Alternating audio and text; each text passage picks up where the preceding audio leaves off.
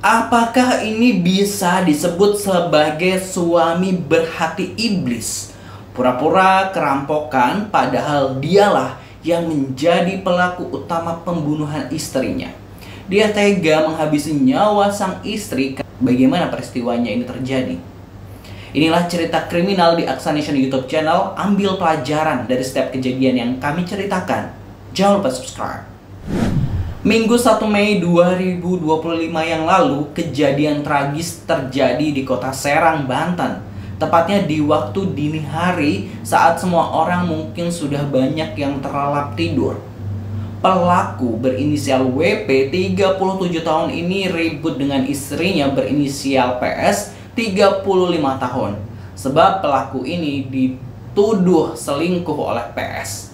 Saat itu ada bercandaan atau celutukan, "Kok kamu nggak pernah ngasih uang ke aku lagi ke aku? Apakah kau sudah kasih ke perempuanmu?"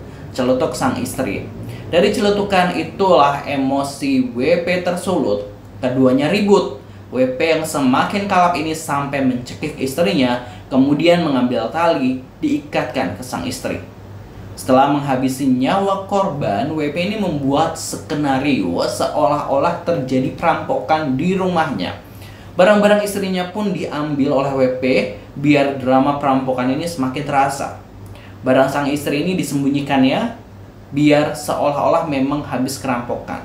Sementara WP melukai wajah dan kepalanya lalu masuk ke dalam karung. Tujuannya jelas agar skenario perampokan itu semakin terasa nyata.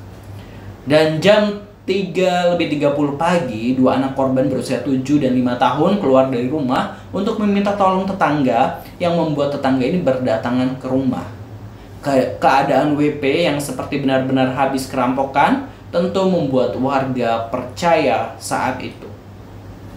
Nggak berhenti sampai di situ nih. Video WP yang menangis meraung-raung di depan jenazah istrinya ini sempat viral juga. Diketahui ini positif people, WP ini terlihat sangat shock saat hari pemakaman sang istri.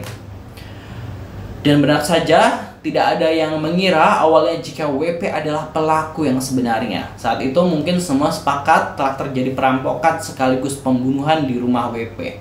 Namun penyelidikan tentu masih terus dikembangkan.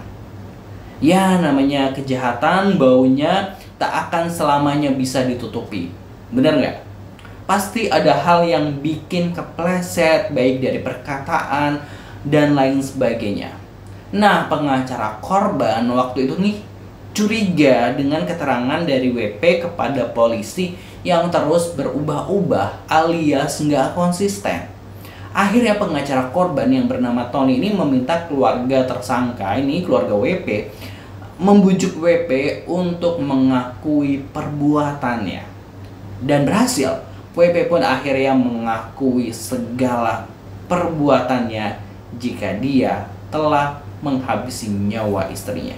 Dan tentunya kini WP harus mempertanggungjawabkan segala perbuatan kejinya di hadapan polisi. Tetap waspada, jangan lupa subscribe Aksanation. Terima kasih. Wassalamualaikum.